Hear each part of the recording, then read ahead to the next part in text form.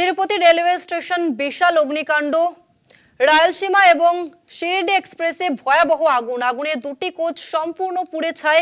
তবে আগুন লাগার সঠিক কারণ এখনো তদন্তাধীন।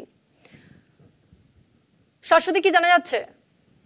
দেখো, এই রায়লসীমা শিরডি এক্সপ্রেসে কার্যত দুটি কোচে অগ্নিকাণ্ড ঘটে এবং একেবারে দাঁড়িয়ে থাকা ট্রেনের পেছনের দুটি কোচ, সাধারণত জেনারেল যে কোচ দুটি থাকে সেই দুটিতেই অগ্নিকাণ্ডে কার্যত ভস্মীভূত। তবে কোনো রকম হতাহতের খবর নেই।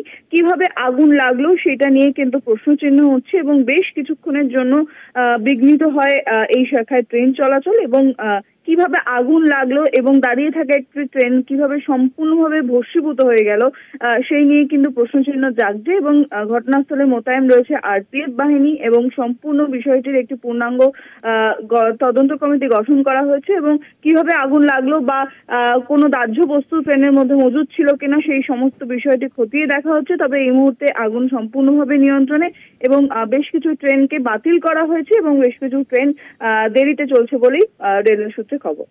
ধন্যবাদ শাশ্বতী।